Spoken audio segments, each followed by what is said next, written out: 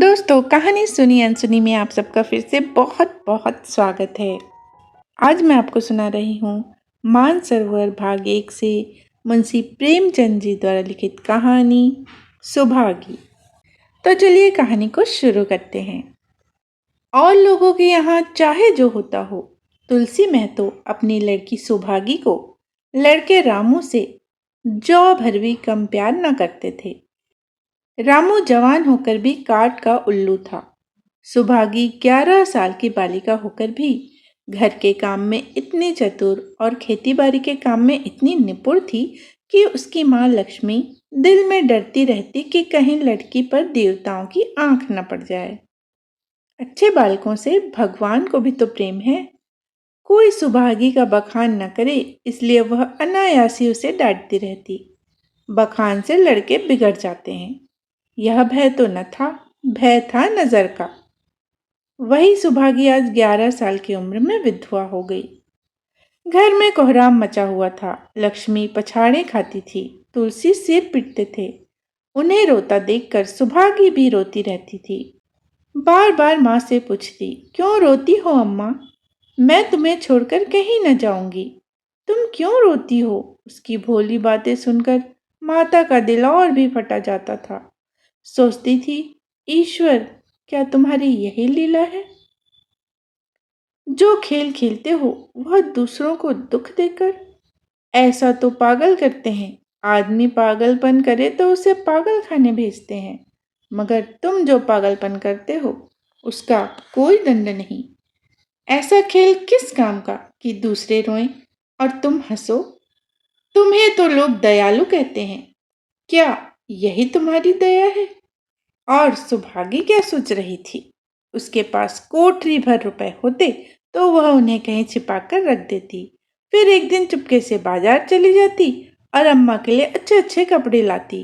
दादा जब बाकी मांगने आते तो चट रुपए निकाल कर दे देती। अम्मा दादा कितने खुश होते। जब सुभागी जवान हुई तो लोग तुलसी महतो पर दबाव डालने लगे कि लड़की का घर कहीं कर दो। जवान लड़की का यूं फिरना ठीक नहीं। जब हमारी बिरादरी में इसकी कोई निंदा नहीं है तो क्यों सोच विचार करते हो? तुलसी ने कहा, भाई मैं तो तैयार हूं, लेकिन जब सुभागी भी माने, वह किसी तरह राजी नहीं होती। हरिहर ने सुभागी को समझाकर कहा, बेटी, हम तेरे भले को कहते हैं। माँ बाप अब बूढ़े हुए, उनका क्या भरोसा? तुम इस तरह कब तक बैठी रहोगी? सुभागी ने सिर झुकाकर कहा, चाचा, मैं तुम्हारी बात समझ रही हूँ, लेकिन मेरा मन घर करने को नहीं कहता। मुझे आराम की चिंता नहीं है।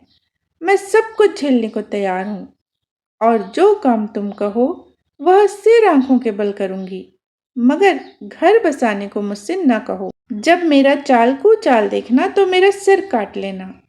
अगर मैं सच्चे बाप की बेटी हूं तो बात की भी पक्की होंगी। फिर लज्जा रखने वाले तो भगवान हैं। मेरी क्या हस्ती है कि अभी कुछ कहूं? उज्जड रामू बोला, तुम अगर सोचती हो कि भैया कमाएंगे और मैं बैठी मौज करूंगी तो इस भरोसे न रहना।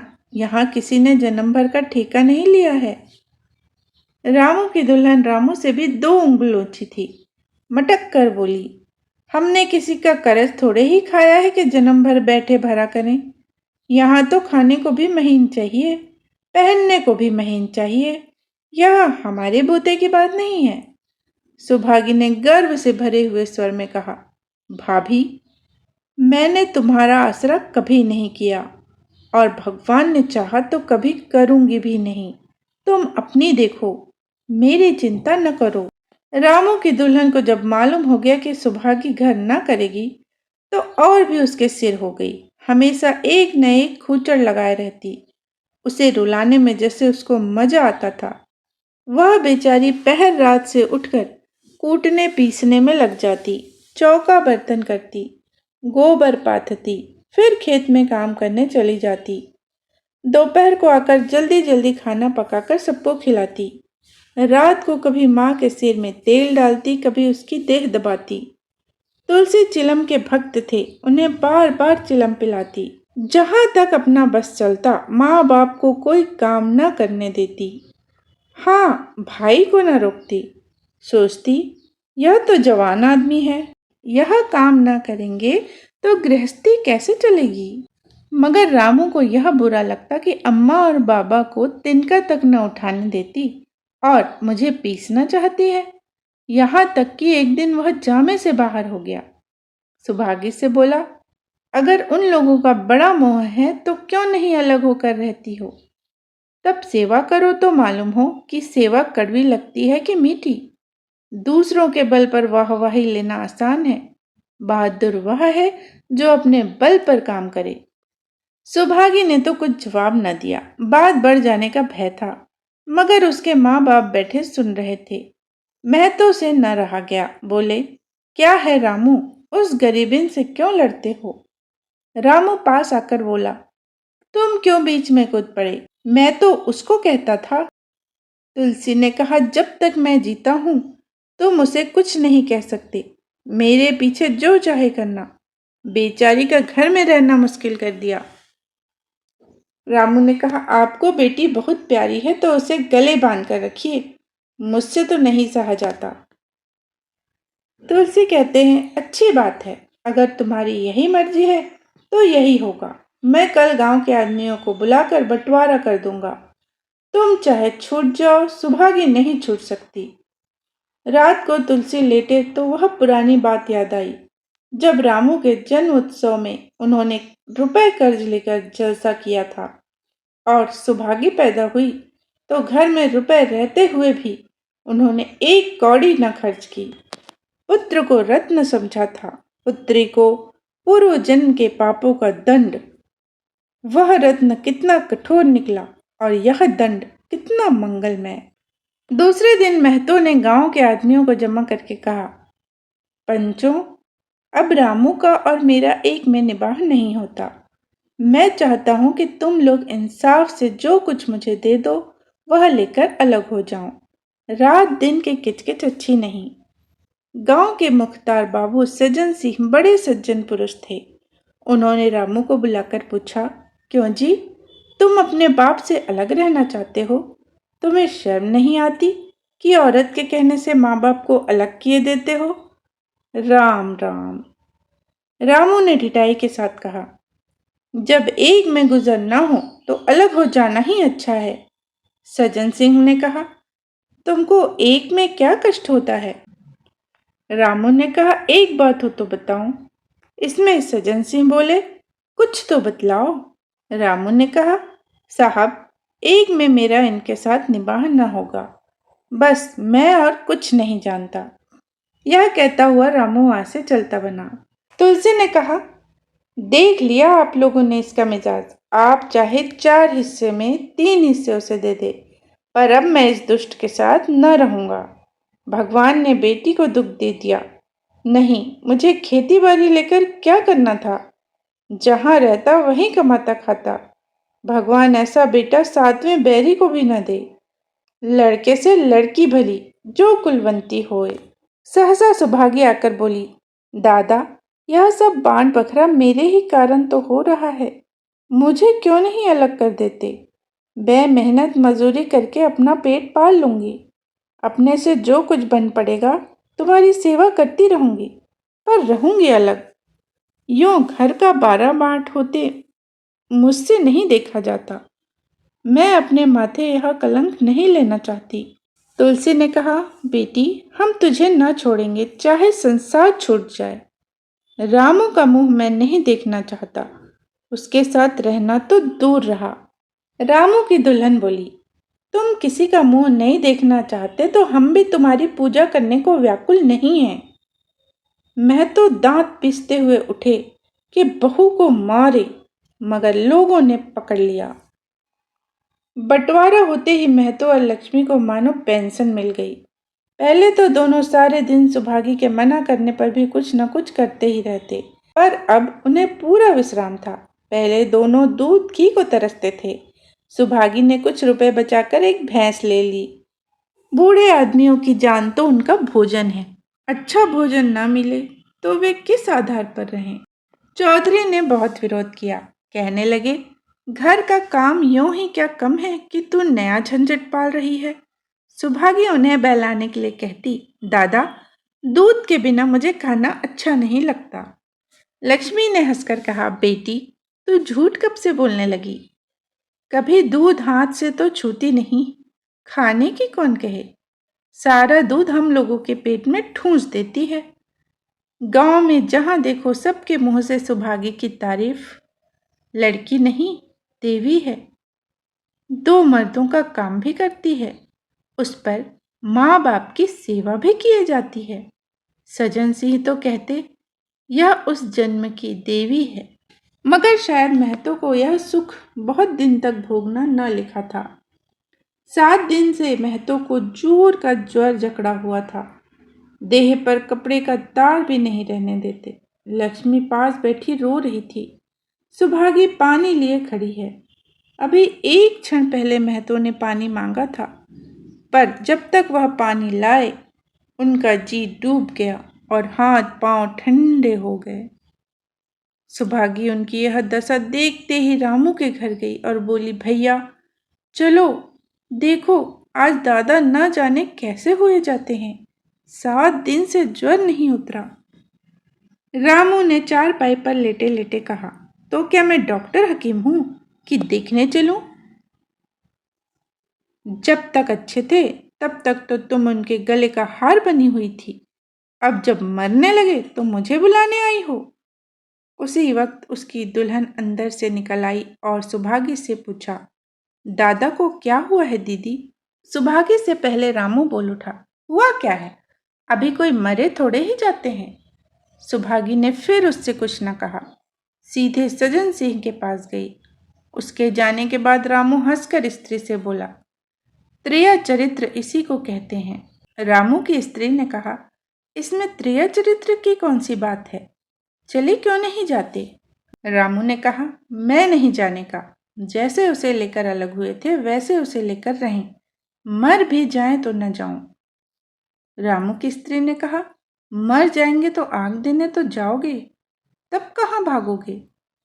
इस पर रामू ने कहा, कभी नहीं, सब कुछ उनकी प्यारी सुभागी कर लेगी। रामू की स्त्री ने कहा, तुम्हारे रहते वह क्यों करने लगी? रामू ने कहा, जैसे मेरे रहते लेकर उसे अलग हुए, और कैसे? रामू की स्त्री ने कहा, नहीं जी, यह अच्छी बात नहीं है। चलो देख आवें, कुछ भी हो बाप ही तो है, फिर गांव में क्या मुंह दिखाओगे? रामू ने कहा, चुप रहो, मुझे उपदेश मत दो। उधर बाबू साहब ने ज्यों ही महतो की हालत सुनी, तुरंत सुभागी के साथ भागे चले आए। यहाँ पहुंचे तो महतो की दशा और खराब हो चुकी थी। नाड़ी देखी तो बहुत धीमी थी। समझ गए कि जिंदगी के दिन पूरे हो गए। मौत का आतंक छाया हुआ था। सजल नेत्र होकर बोले, महतो भाई कैसा जी है? महतो जैसे नींद से जागकर बोले, बहुत अच्छा है भैया, अब तो चलने की बेला है। सुभागी के पिता, अब तुम ही हो, उसे तुम ही को सौंपे जाता हूँ। सजन सिंह ने रोते हुए कहा, भैया महतो घबराओ मत, भगवान ने चाहा तो तुम अच्छे हो जाओगे। सुभागी को तो मैंने हमेशा अपनी बेटी समझा है और जब तक जीऊंगा ऐसा ही समझता रहूंगा। तुम निश्चिंत रहो, मेरे रहते सुभागी या लक्ष्मी को कोई तिरछी आंख से न देख सकेगा, और कुछ इच्छा हो तो वह भी कह दो। महतो ने विनीत नेत्रों से देखकर कहा, और कुछ नहीं कहूँगा भैया, भगवान तुम्हें सदा सुखी रखे। सजन सिंह बोले, रामू को बुलाकर लाता हूँ, उससे जो भूल चूक हो क्षमा कर दो। महतो ने कहा, नहीं भैया, उस पापी हत्यारे का मुंह मैं नहीं देखना चाहता। इसके बाद गोदान की तैयारी होने लगी। रामू को गांव भर ने समझाया, पर वह अंत्येष्टि करने पर राजी न हुआ। कहा, जिस पिता ने मरते समय मेरा मुंह देखना स्वीकार न किया, वह मेरा न पिता है न मैं उसका पुत्र हूँ। लक्ष्मी ने दाह क्रिया की। इन थोड़े से दिनों में सुभागी ने न जाने कैसे रुपए जमा कर लिए थे कि जब तेरही का सामान आने लगा तो गांव वालों की आंखें खुल गईं। बर्तन, कपड़े, घी, शक्कर सभी सामान इफरात से जमा हो गए। रामू देख देख जलता था और सुभागी उसे जलाने के लिए सबको यह सामान दिखाती थी। लक्ष्मी ने कहा, बेटी घर देखकर खर्च करो, अब कोई कमाने वाला नहीं है, आप ही कुआं खोदना और पानी पीना है। सुभागी बोली, बाबूजी का काम तो धूमधाम से ही होगा अम्मा, चाहे घर रहे या जाए। बाबूजी फिर थोड़े ही आएंगे। मैं भैया को दिखा देना चाहती हूँ कि अबला क्या कर सकती है। वह समझते होंगे इन दोनों के किए कुछ न होगा। उनका यह घमंड तोड़ दूंगी। लक्ष्मी चुप हो रही। 13 के दिन 8 गांव के ब्राह्मणों का भोज हुआ। चारों तरफ वाहवाही मच गई। पिछले पहर का समय था। लोग भोजन करके चले गए थे। लक्ष्मी थककर सो गई थी। केवल सुभागी बची हुई सारी चीजें उठा उठा कर रख रही थी कि ठाकुर सज्जन सिंह ने आकर कहा, अब तुम भी आराम करो बेटी, सवेरे यह काम कर लेना। सुभागी ने कहा, अभी थकी नहीं हूँ दादा। आपने जोड़ लिया, कुल कितने रुपए उठे? सज्जन सिंह ने कहा, वह पूछकर क्या करोगी बेटी? सुभागी ने कहा, कुछ नहीं, यूं ही पूछती थी। सज्जन सिंह बोले, कोई 300 रुपए उठे होंगे। सुभागी ने सकुचाते हुए कहा, मैं इन रुपयों की देनदार हूँ। सज्जन सिंह बोले, तुमसे तो मैं मांगता नहीं, महतो मेरे मित्र और भाई थे, उनके साथ कुछ मेरा भी तो धर्म है। सुभागी ने कहा, आपकी यही दया क्या कम है कि मेरे ऊपर इतना विश्वास किया? मुझे कौन 300 रुपए देता? सज्जन सिंह सोचने लगे, इस अबला की धर्म बुद्धि का कहीं वार पार भी है या नहीं। लक्ष्मी उन स्त्रियों में थी जिनके लिए पति वियोग जीवन स्रोत का बंद हो जाना है। 50 वर्ष के चिर सहवास के बाद अब यह एकांत जीवन उसके लिए पहाड़ हो गया। उसे अब ज्ञात हुआ कि मेरी बुद्धि, मेरा बल, मेरी सुमति, मानो सबसे मैं वंचित हो गई। उसने कितनी बार ईश्वर से विनती की थी, मुझे स्वामी के सामने ही उठा लेना, मगर उसने यह विनती स्वीकार न की। मौत पर अपना काबू नहीं, तो क्या जीवन पर भी काबू नहीं है? वह लक्ष्मी जो गांव में अपनी बुद्धि के लिए मशहूर थी, जो दूसरों को सीख दिया करती थी, अब बौरही हो गई है। सीधी सी बात करते नहीं बनती। लक्ष्मी का दाना पानी उसी दिन से छूट गया। सुभागी के आग्रह पर चौके में जाती, मगर कौर कंठ के नीचे न उतरता।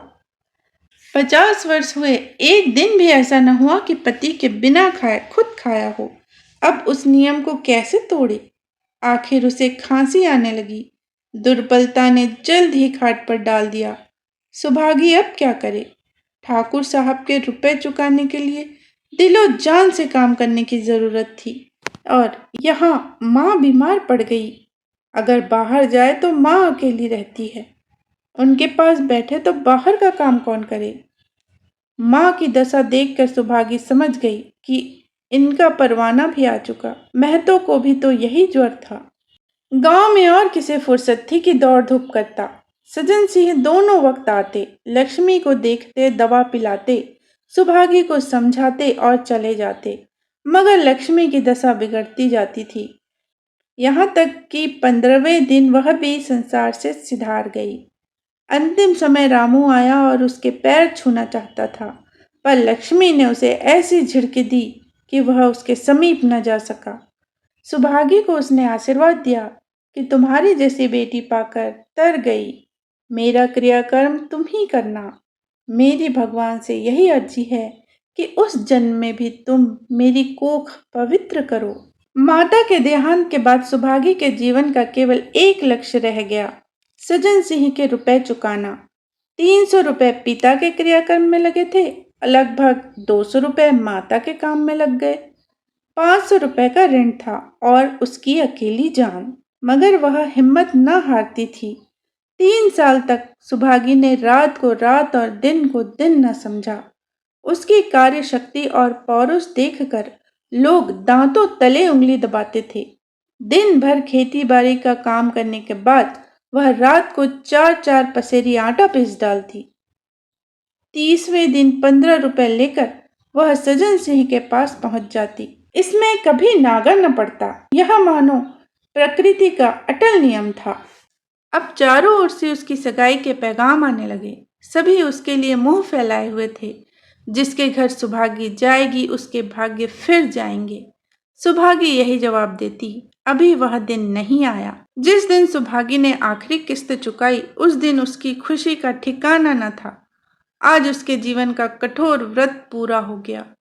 वह चलने लगी तो सजन सिंह ने कहा, बेटी, तुमसे मेरी एक प्रार्थना है। कहो। कहूँ?